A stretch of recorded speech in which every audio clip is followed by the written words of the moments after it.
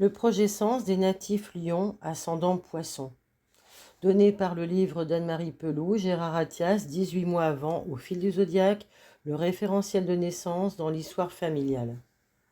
Donc les natifs lions ascendant poisson ont un message inconscient envoyé par les parents, dont la généalogie est marquée sous le sceau de l'amour égale souffrance, peine, chagrin. Là où il faut subir, supporter, accepter, voire pardonner. En grande partie. Voilà ce qui nous est donné par les auteurs. L'un des parents a pu connaître un chagrin d'amour. Peut-être a-t-il vécu une trahison, une tromperie, qui se manifestera tôt ou tard chez les descendantes par des pathologies au niveau des trompes utérines ou des salpingites, conflits de tromper ou d'être trompé. Si quelqu'un l'a quitté, le ressenti sera qu'il a fui et qu'il a disparu.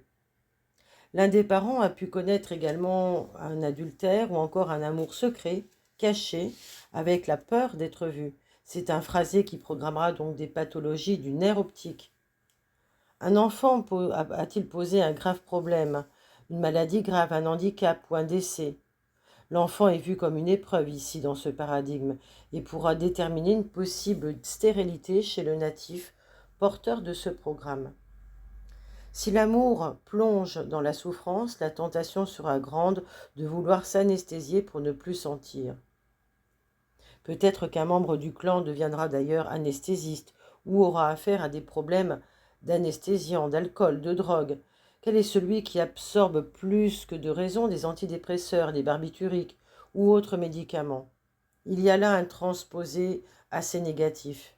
Mais le transposé plus positif sera donc que la personne devienne, comme je le disais, anesthésiste, pour donner une réponse parfaite à la douleur de tout un clan. Les deux signes lion et poisson ont en commun un refus des limitations que peuvent expliquer les dérives décrites ci-dessus. Toutefois, il est à noter qu'un père de ce clan a pu être absent, démissionnaire et ne pas donner de limites. Être absent pour donner des limites et les structures qu'on attendait de lui. Donc cette carence de père sera parfois la cause de difficultés à concrétiser et aussi la voie à une perte de sens des réalités, notamment en ce qui concerne la vie professionnelle. Il en résultera quelquefois une tendance également au mensonge, voire à la mythomanie, et certains enfants de ce clan pourront être atteints d'énérésie.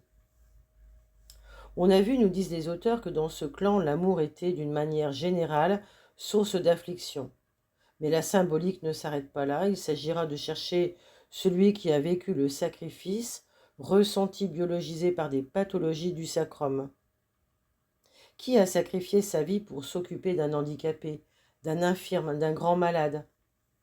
Si le natif croit aujourd'hui en un amour rédempteur, il devra savoir que c'est en réparation de celui qui a été damné ou condamné et dont il faut racheter la faute. En latin, Redemptor est le nom donné à celui qui rachète des prisonniers, et il ne sera pas rare de découvrir qu'un membre du clan a pu faire de la prison ou a vécu un enfermement. Le cas échéant, il faudra comprendre quelle est la raison de ce comportement, de cette tendance à vouloir devenir sauveur, et ce qu'elle cache, parce que derrière ce besoin quasi masochiste de pardonner les pires humiliations, il y a parfois donc une volonté d'endurer un martyre. Mais que faut-il expier et pour qui? Par ailleurs, l'amour est aveugle, et cela programme de nombreux problèmes de vue chez les descendants. Peut-être qu'un glaucome va nous parler d'un phrasé qui dit « je veux me rapprocher de l'amour enfui » ou « quelle est la personne ou la situation qui ne voit pas clair ?» La myopie, quant à elle, va nous permettre d'intérioriser la recherche, la quête d'un mystère, d'un secret qui concerne le contexte d'un père, d'un enfant ou d'un amour caché. Peut-être qu'un ulcère de la cornée va nous parler d'un conflit d'éloignement visuel, etc., etc. Il faut voir dans cet arbre généalogique quel est le membre du clan qui a été interné en tant que malade mental, à tort ou à défaut, en fonction des traditions et des contextes historiques et sociaux.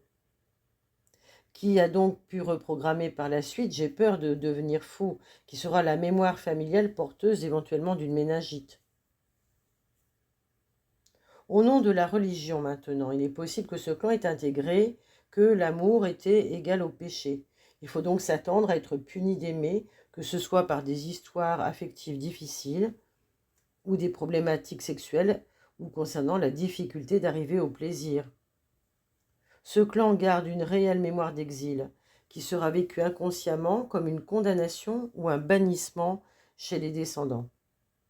Parfois, on parlera donc on retrouvera des phases biologiques d'eczéma ou de psoriasis au niveau des pieds qui seront donc portées par les héritiers de ce programme parce qu'ils porteront en eux la mémoire du ressenti d'avoir été expulsés du clan ou de la mère patrie. Donc là, il y a beaucoup de questions en ce sens à se poser au niveau du projet Sens et au niveau donc du transgénérationnel.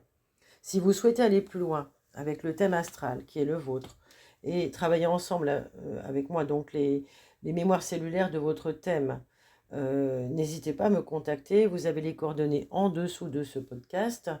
En attendant, je vous remercie pour votre fidélité et votre écoute. Merci pour vos likes, vos commentaires précieux et formes de témoignages, ainsi que la petite cloche pour vous abonner si vous le pouvez. Merci à vous et à très bientôt.